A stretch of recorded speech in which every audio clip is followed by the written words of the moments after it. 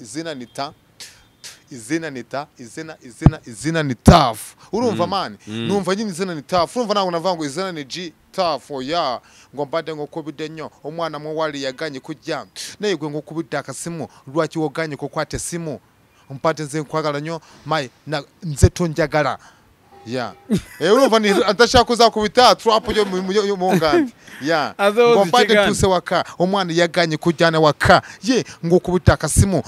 yaganye ko kwate simu rwaki wogate ko kwate simu bade nzewe nkwagaranyo umbade onsure ku moyo baby bade nze onsure ku moyo izina ni tough none se G-Tough iyo wumvishije mayo jaune ukumva na mayonnaise bitandukanira he? Mayo jaune ni pate jaune abizi ko ari ni funguro twakoreshaga kirejo bondi muri za 2000 na kangahe hanyuma iyo mariga aje vuza marigarine ndakubajije ngo egereza mikoro neza yego ndakubajije ngo mayo jaune na mayonnaise bihurira he? Mayo jaune mayo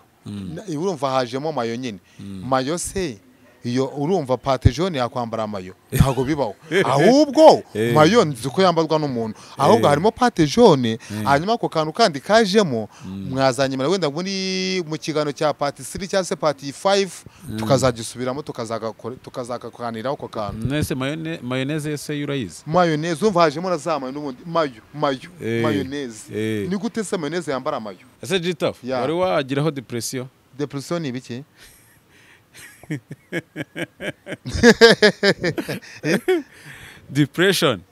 depression ubumva ari nk'iki? Depression mba numva nyine ari nki kwa kundi uvibwiye nk'umumotari mara ukabwira umutwe ko ati mbabarira wihute ati ubu ngubu ngiye kuri Wisdom ufite iminota 3 yo kubageze kuri televiziyo mbabarira wihute ukora ibishoboka byose iminota 5 irangire mageze nyine ari bya bindi bita pressure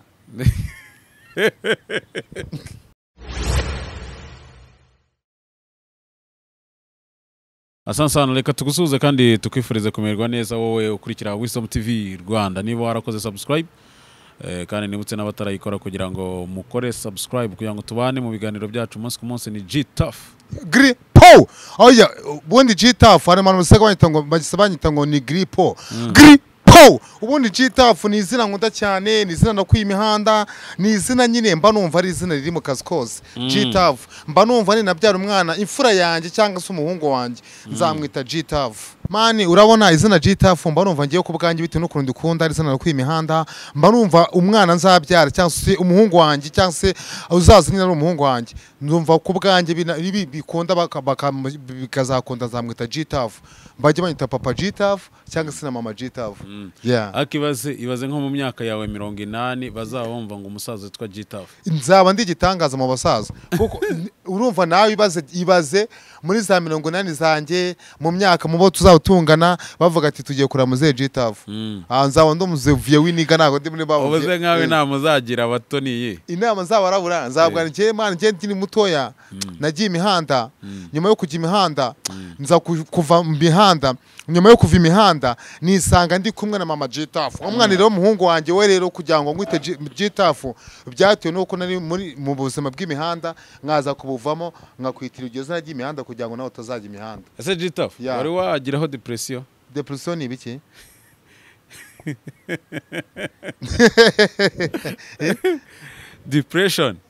depression ubumva ari nk'iki? Depression mba numva nyine ari nki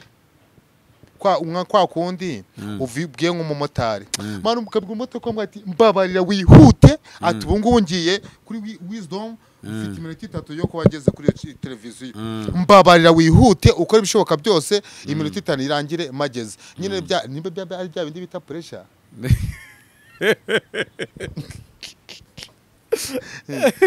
Nerese reka mwanze nkubaza sibyo yego habaho ikintu bita depression hakabaho ibintu bita pressure yego hakabaho n'ikindi bita blood pressure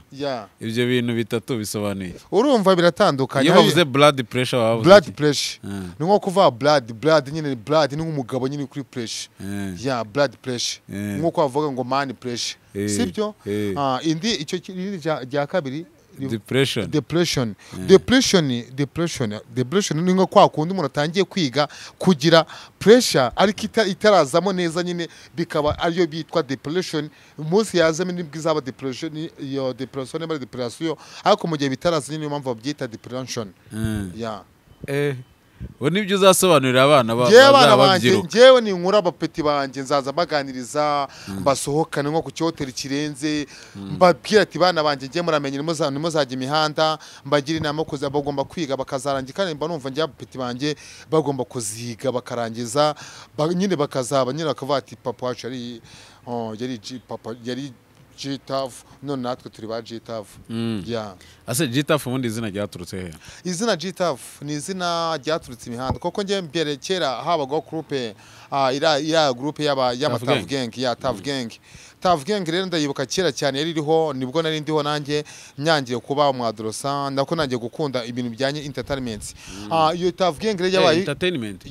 Entertainment ni iki? Entertainment ni umuziki. Ni ibintu bijyanye baba promoters bavuga ibintu bijyanye n'amakuru y'imiziki mbese. Nuko rero ndabikunda. Icyo gihe ngenda byibuka ko hari ghetto nari mfite mu rugo, ghetto nyandikaho nge nkunda G-Tough. Muko byandikaho abantu nyine bazaga mu rugo nk'amaniga yanjye yarazaga kambwa ati tujye kureba kwa G-Tough. Nako bavuga ngo nge nkunda Tough. Bitangira gutyo ndabikunda, no nza kujya ku ishuri, nge ku ishuri no hantu ngize umwanya wo kwitekereza no kureba ese nakora cyo kugira ngo nyine izina ryanjye ribe rikomeye neza. Bitankuraho inoza iyo nge nkunda Tough nyikuraho iyo nkunda Tough mitashyiraho G-Tough. None nabikora G-Tough numva birahuye, kuko nta nziza kuvuga ngo izina ni ta, izina ni Tough. Izina ni ta, izina ni Tough. Izina ni Tough, izina ni ta. Nigga, izina ni ta, izina ni ta. Izina ni Tough. Urumva mani? Numva nyine izina ni Tough. Urumva nawe navuga ngo izina ni G-Tough. Ngo mbade ngo kubidenyo umwana mwe wali yaganye kujya nayigwe ngo kubidaka simu rwaki woganye ko kwate simu mpate nze kwagala nyo mai nze tunjagala. Urumva ni atashaka kuzakubita trap yo mu ngandi. Ngo mbade tuse waka umwana yaganye kujyana waka ngo kubitaka simu yaganye ko kwate simu rwaki wogate ko kwate simu bade nzewe nkwagala nyo mbade onsure ku mwoyo baby bade nze onsure ku mwoyo. Izina ni ta, izina ni Tough. Elinya ni ta, elinya ni Tough. Nze nkugamba uruganda rwa Kabinyo. Elinya ni Tough wawe. Nyine okuvuga ngo ngiye mvuga ikiganda nyine cya kindi kiri kiriya cya Kabinyo. Kabi ntago ari byaro kuvuga ngo ni ikintu kibi, ahubwo ni iki mu kiganda? Ni ijambo ni ugutsindagira. Ijambo nyonyo nk'umwani wayi njya kwa kusente, bade umwana namwade kusente nyo. Ni kuvuga ngo namuhaye amafaranga menshi yani. None se iyo bavuze mu kigande ngo omwoyo wa mukama, omwoyo wa mukama bavuga ngo umutima w'Imana. Wundi mpaka solo akasolo, iryo jambo mpaka solo ntago ndize pe. Gusa icyo jambo Fred avuze ni ijambo ritari mu mvugo nyandagazi kandi ryiza, ngo waruvuze ngo omwoyo wa mukama, umutima w'Imana. Sana umutima w'Imana. Nese iyo ndirimbo waruririmbye ni yande? Ni ya G-Tough. Wahimbye mu kiganda? Ongera ugasubiremo noneho ka vibinga kabisa. Nka vibinga. Izina ni ta, izina ni Tough. Elinya ni ta, elinya ni Tough. Mbade mkwagala nyo mandi uganye ko kwate simu. Rwaki waganye ko kwate simu kandi nze nkwagala nyo. Nkwagala nyo negwe mu baby nkwagala nyo nego nkwate mu pande ko po ubuzima bwanjye bugakomeza ibyo ushaka byose ukabibona reka nshuti nekako byo nagutereta nshuti mu kiganda bonsinga kane kampani go byose ibyo kokora ukabikora neza ukurinda nshuti no guhemuka giporoso habindayo nyishi ariko nshuti sinananajyayo nanubwo najya guhahirayo ahubwo nje nyamibirambo. Izina ni ta, izina ni tough ya wowe ubeshya ngo mu Giporoso habayo indaya izo ndaya wazimenye utaraziye navuze ngo mu Giporoso kandi waravuze ngo ntago ngo ujye ubijyamo ibyo bintu no nukuvuga ngo ubundi njyewe ndi umwana ndabyibuka mama yarambwiye ati mwana wanjye uzakora ibintu byose ubikore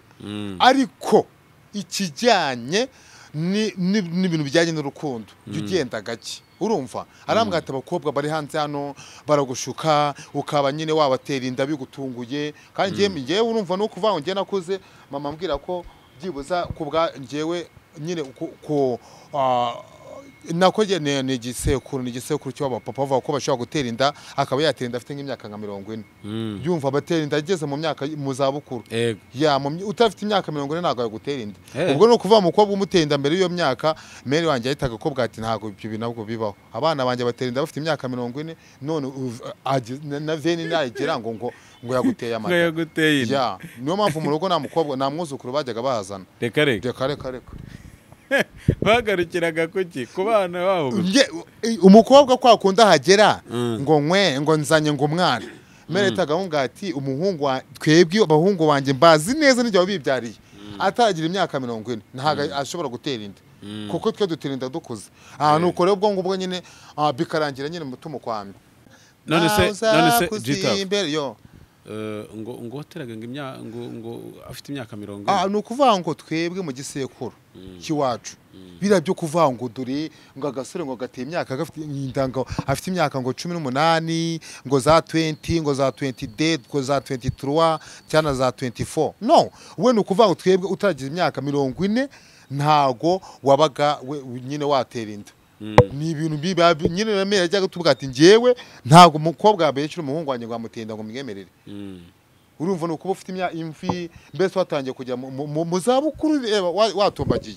use nta urayitera inda inda narayiteye ariko nayiteye nyine narujuza imyaka y'ubukure wayiteye itaruzuza imyaka y'ubukure urumva ya myaka 40 narayigeramo imyaka y'ubukure ni naribese nyine ndacunze umukecuru yagiye gusenga mbita mbikurikirana ubu ufite umwana ufite umwana w'umuhungu imyaka ingahe na umwana wanjye afite imyaka hafi 14 yavutse 2021 kandi wayiteye utarageza imyaka urumva nateye nyine umutu ni kwa kuri mere yagiye akijya gusenga nahise mbwira mu bebe ndamwa ngwiramo mere yagiye gusenga araza turarimbana tumaze kuririmba hanyuma dukora iby'abana birangira nyine dukuyemo n'iby'abantu bakora birangira mukoremo n'iby'abantu bakora urumva dukotangiye dukora iby'abana bikarangira nyine n'iby'abakuru mu bijemo Gita none se ndi makuru numve ngo amakuru ni meza ariko ngo noneho muri imihanda ngo meze nabi cyane ngo urimo uragigana yugo se reka ahubwo ndimo ndacana ukamwe ngo nukuvuga ngo gushya kw'imihanda ni igihe kiba kigeze urabona hari ukuntu urabona njyewe namaze ndabyibuka ndi Gita muri 2021 nibwo nagerageje kujya ku nubwo bucano butandukanye bwa hato na hato man friend nkubwiye urugendo natangiye rwo kugira ngo ibintu mbase kuba nitwa Gita nabikoze igihe kinini cyane namaze hafi imyaka 2 yose nkora mani umujama yarazaga kanankora kambwa ati Gita njyewe mani ngana mwishyura mani njye akanenge wanamwishyuraga itike mani ngana murisha kugira ngo tungenge ngimbera kamera akambwa ati Gita iwe yihanganize neza ko igihe kizagera ibi byose ukabona inyungu yabyo mani si ukukubeshya pe niyo kuvuga ngo rero bivuga ngo Gita ngo atwitse imande rekishye ndashaka kuzabona Gikondo nayitwitse nkabona Kigali yose yanahiye iyo yahiye nyine gushya kwayo na kwagushya ngo yakongotse ni kwagushya kwa Kigali nyine gashya tukabona ko yahiye ngo urimo urazimya bamwe mu basitari basitari ntabwo mugomba kubazimya njyewe Gita na n'umusitari nsigira amangana nawe mu buzima bwanjye kuko njye mu mateka yanjye ntabwo njya nkunda ibintu bijyanye no guhangana gusa uzashaka ko dukorana tuzakurana ndetse n'uzashaka ko nyine twabasha kuba twagirana communication bizabaho ariko njye ntabwo naje muri kino kibuga nje guhangana ahubwo naje nje gushaka umukati nese Gita utekereza kuzabana na nyina w'uwo mwana wateye inda mama w'umwana wanjye urumva niba umuntu umaze ubundi bavuga ko umugore mu gihe umaze igihe kingana byibuza n'amezi 6 mutabana ntago abakiri wawe no mu nkiko iyo mugiye kurahira barakubwira ngo please umugore wawe mugabo we namara igihe kingana n'amezi 6 mutabana mu nzu wemerewe gutandukana nawe. Bakabwira umugabo ati nawe umugore wawe nawe nako uwo mugabo ati nawe namara amezi 6 mutabana nawe wemerewe gutandukana nawe. Igisobanuro cy'ibyo bintu ni iki? Ni ukuvuga ngo amezi 6 mu kintu cyose urimo gushaka kwikuramo iyo arangiye biba bishoboka ko ibyo bintu byakunaniye. Nge rero mani bitewe nuko nge ndikirara nkunda ibintu bijyanye n'imihanda mani, nge ibintu by'umugore ntabwo bimba numva byamfata kuko umugore aramfata akamboha akamambira akajya nzirika ibintu by'imigozi akanzirika amaguru akanzirika amaboko. nkubone nambwira difite ikiganiro runaka ngo ugiye mu bagore, nambwira umuntu aramamagaye ngo ugiye mu bagore, you know, ni ukuvuga ngo ugiye GTF nzabanza nige kuko muri imihanda ni kuvugwa cyane ngo ndimo ndayitwika, reka imihanda manza nyitwike nimara gucya byababutse, wenda nyuma yaho maze gukora icyo bita iki ikofi bibi wenda nibwo nzamushyira mu mago kuko nanjye icyo gihe nanjye nangura nikosa kuko isi yose izayimaze kuvata GTF handi nshobora no kwayira abantu bakahita babishyira hanze naseka bagabishyira hanze nakosa zankorera bakimumuna muri koridoro bazaza bahita bamamagara bamwati arahatwitse umukobwa wawe nako umugore wawe zagigendana n'akabodyguard yanzana akagenda nabi nashoka namushyiraho arakuma kize kuza muri corona bro. So kwibutsa abantu corona y'ibyahise ariko arakuma kera isaba kwambikaga muri corona watambuka tuvuge niba wari muri zone ya Gasabo ariko wari ufite ubwandu bwa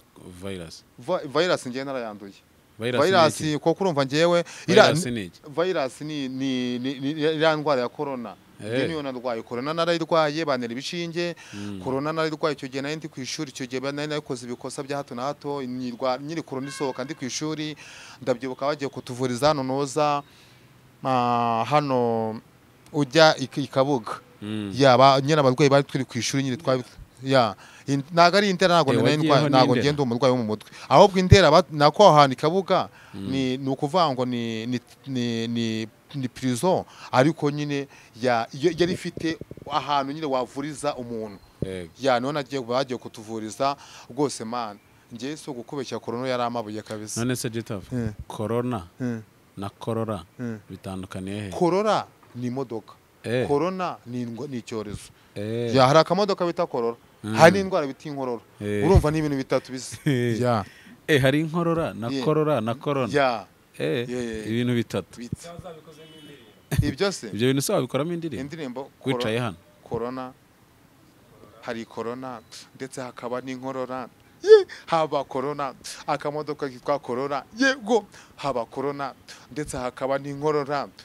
hakaba n'imodoka iza yitwa ka corona yego haba corona ndetse hakaba na corona yego hakaza imodoka kandi yitwa inkorora gripo GTF ukunda inyama? Nkunda inyama ndazikunda pe mbura no mu buryo nkunda mu buzima bwa buri munsi kireka wenda uzakore nk'ikiganiro wenda unshyire nk'agakomande k'udukoko nka 5 nzaza mfite apeti nzadutera inkoko buri inyama ni ikiribwa cyiza ariko nye please ntago imishwi y'inkoko imishwi se wayirya bati ahubwo kireka inkoko nyine bukoko inkoko ubu wajya inkoko 5 inkoko mfite apeti imbura inkoko ngewe ushaka kurya inkoko 5 namara icyumweru n'imisi 2 niyiriza nyine nkora amasengesho wowe so wari wiriza nayirishe ngiye nakoze amasengesho ndasenga ni ukuvuga ngo ngiye ibintu bijyanye n'iyobokamana ndabikunda buriya no mu bigano tuzaza dukorana basuje gerageza mu bigano dukora wenda ndikijya kurangira twavuga ku kajambo gato k'Imana cyase tukavuga ku byiza by'u Rwanda ariko please mbise ndabyibuka urabona nk'u Rwanda rwacu n'u Rwanda rwiza u Rwanda rw'imisozi igihumbi u Rwanda rugendwa ijoro n'amanywa u Rwanda rurimo amahoro u Rwanda rurimo ibyishimo gusa mana amanika yose uzasanga mu Rwanda man ni ukuvuga ngo ngewe bitewe nuko ngewe navukiye hano iwacu Rwanda nkabyarwa n'abanyarwanda mama wanjye yari umunyarwanda ntago nge nigeze ndwabwa ntabwo mbyarwa n'abanyamahanga n'abanyarwanda urumva kuvuga ngo rero iby'iwacu nyine ni ibintu byiza cyane. Ikiri warumbwiye ngo ni iki? None se wigize usomaho Bibiliya narisomye. Ninde muntu wagambaniye Yesu? Ni umugabo bitaga Yuda Iskariyoti kandi ngo Yuda yari umwe mu bantu b'inshuti za Yesu ariko ngo koko yari inshuti ya Yesu ngiye cyaje kugera amafaranga aramufata amafaranga aramukurura ngamaza kumukurura ngiye kiza kugera ngo bamuha ibiceri 3 urumva ni nk'amafaranga n'ibihumbi 30 kwa kino gihe ngo nuko ibicira ngo amaze kubijyana ngo abigeza ahantu bagombaga kubikira ngo amaze kubikira aho hantu ajya kubwira Yesu amubwira ati Yesu we ati isi irakubonye Yesu aramubwira ati urashaka kuzangambangishiriza umwana w'umuntu kumusoma wibuka aho hantu ahantu bako gace bakerekana nuko ngo igihe kigeze uwo mugabo bitaga Yuda Iskariyoti amafaranga yahawe nuza yaramubwiraga Herode akambwira ati amafaranga naguhaye ndashaka kuri mugabo munzanira ngo igihe kiragera amaze kugeraho aza kujya gute atumiza uwo mugabo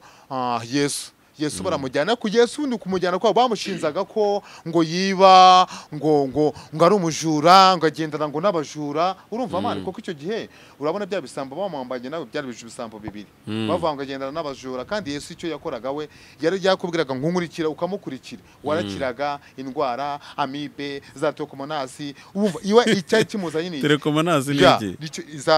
ni noza na bwa buyoka bw'abana ibice baguze Yesu babiguze igihe wa mujama zawe zishaguze miki bro irajyaguramo utuntu tw'udukamambiri oya wibeshye yaguzemo kamambiri aguramo naga t-shirt abandi amafaranga yatajyana mu noza mu mbari yavuye yose yarangije reka ikibene si cyo gihe cyakiriho none se gita inkuru ya Delila na Samson urayizi inkuru ya Samson ndayizi cyane nawe byakubaho biriya ibintu byambayeho ntabwo ubundi iriya nkuru ni inkuru ya nyayo ngo koko Delila yari afite gahunda koko Delila yari umufilisitiya hanyuma Samson yari umunazi urumva kandi abanazi bari abanyembaraga abafilisitiya bari abantu bafite intege nkeya urumva ngo nuko umwami icyo gihe wari niba ari umwami Constantine niba ku mwami Constantine umwami Constantine hanyuma ngo uwo mwami we arababara cyane akajya avuga ati aba bantu bazagira gute bazadukura ahantu urumva ko kumva ko bafite ubwoba ko bazabakura mu gihugu cy'ubunyage bakajya kugira gute bakajya guhobagira ngo biza kugera icyo gihe ngo bimaze kuba umwami ahitagira gute aravuga ati reka tugire gute reka duhangane n'uyu mugabo kugira ngo imigambi ye yose cyangwa se gahunda zose afite ziburizwemo ariko ntago ari ukugira ngo biburizwemo ku mwana ahubwo ko ari ukugira ngo ibyanditswe cyangwa se bizasohore ku mwana w'umuntu Imana yerekane icyubahiro cyayo ikikishije mu muntu none se Gitaf iyo wumvishije mayo jaune ukumva na mayonnaise bitandukanira he mayo jaune ni pate jaune abizi ko ari ifunguro twakoreshaga kerejo bundi muri za 2000 na kangahe hanyuma iyo ajevuza marigarine ndakubajije ngo egereza mikoro neza yego ndakubajije ngo mayo jaune na mayonnaise bihurira he mayo jaune urumva hajemo mayo nyine mayo se iyo urumva pate jaune yakwambara mayo ntago bibaho ahubwo mayo nzi ko yambarwa n'umuntu ahubwo harimo pate jaune hanyuma ako kantu kandi kajemo mwazanyimara wenda mu kigano cya pate 3 cyangwa se pate 5 tukazagisubiramo tukazakakaniraho ako kantu nese mayonnaise yese urayizi mayonnaise umva hajemo na za mayo n'ubundi mayonnaise ni gute se mayonnaise yambara mayo ntago uri tumvikana mayonnaise ahubwo avuga ifunguro ryiza ariko mayonnaise urumva nyine ryajemo buriya mani buri Kinyarwanda kijya kimbabaza niyo mpamvu ikigano cyose nkoze nkunda kuvuga iby'iwacu nkakobwa ko ngunda gukunda iby'iwacu nyine imva nawe tekereza uri mu bana nka Gitaf muze Gitaf wenda afite utwuzukuru twanjye ngo ndashaka ngo nyereke ngo mayonnaise uwo mwana namukubita nkamara icyumweru mukubita none se iyo urimo nko gufungura ku meza umuntu akakubwira ngo enjoy abakubwiye gute abakubwira ati ibyo biryo bimari buriya nanize kujya nyine baratubwira ati nyine twe dufite ikirori twe dufite show y'ahantu runaka twe twasohotse abapapa abamama harimo n'abahungu n'abakobwa nuko nyine batubwira ati enjoy ngewe nyine umunamwe se ijambo enjoy risobanuye iki umwana enjoy nyine no kujya ibyo wahawe byose ukabimaraho byose ukabimara ku isahani byose ukabimaraho rimwe Gitaf tugana ku musozo ndagira ngo ngushimire ko wabanye natwe ariko ijambo rimwe ku bakunzi ba Wisdom. ijambo rimwe Wisdom man, Wisdom icano rwose please gerageza nyine umere nk'umuntu wacikana byibuze ubyuke mu gitondo urebe mbese urebe kuri phone uvuga atari ko se nibutse kureba kuri Wisdom urebe ibirimo kwa habera buri munsi kandi nkwibutsa ko ugomba gukora kuri yanjogera kugira ngo Wisdom niba yamaze kwa uploading ikiganiro gishyashya cyangwa se n'indi staff nshyashya witurebe ibyari byo urebe wagwane ngo ni ibiki kandi babwira ngo kora share ubyibutse inshuti yawe yibwira ati nyamuneka Wisdom hahiye ubishishikaza mugenzi wawe nawe rero ko iyo mitwiki irimo kwabera hanyuma twese dukomeze kujya gute kugendana. Ikintu cya kabiri ntago nava imbere ya televiziyo nongeye kubyira inama urubyiruko ibi byose bikorwa mureba aya mazu meza imihanda ibi byose buganga ubuvuriro kubaka za market kubaka amasoko abakobwa bakava mu buraya abahungu bakava mu birara ibyo byose birareba urubyiruko please koko nka Gitafu nima ngewe mu minsi imbe ngiye kwitwa muze Gitafu urumva nago ndimo ndacyabazwa mu rubyiruko ahubwo ndashaka kuba mbahubutse ho gatoya hanyuma bato namwe mukaza mu kibuga bishatse kuvuga iki rubyiruko mukore cyane rubyiruko mugira ubwenge rubyiruko mwirinde ikiyobyabwenge n'igisa n'ikiyobyabwenge ku bahungu mukundane ariko mwibuke ko agakingirizo gakoma gukoreshwa mu buzima bwa buri munsi mukobwa nawe kunda umuhungu umushishikarize kujya agendana agakingirizo kugira ngo bimutunguye kamufashe. Uyu munsi ni pano n'ingambariyemo najagaye kuko nenge kuri Wisdom nako Wisdom birangira ngisiza ariko ubutanza akagarura ntacyo wakora Imana izaduha abagore beza twirongorere isi iraryoshye we ntacyo wakora isi iraryoshye we Imana izaduha abagore beza twirongorere isi iraryoshye we. Gitafu reka dusoze reka tubashimire abakunzi ba Wisdom TV Rwanda ni Fred Images dukore subscribe kuri Wisdom TV Rwanda kugira ngo tubane mu biganiro byacu. Gitafu usoza ikivugo gitoya mu masegonda nka 40 kandi wivuge neza kandi bya kinyarwanda kandi mu izina rya Gitafu. Izina rya Gitafu uteze n'amaboko rwose nk'umuntu urimo kwivuga koko niyo mikoro ikwegeye na mikoro nyegereye nitwa Gitafu ntago nigeze mvukira mu cyaro ahubwo navukiye mu mujyi wa Kigali guma icyo nicyo kivugo cyanjye ntago nzigira karika nicyo. Gitafu wakoze cyane murakoze namwe tugushimire. Wow.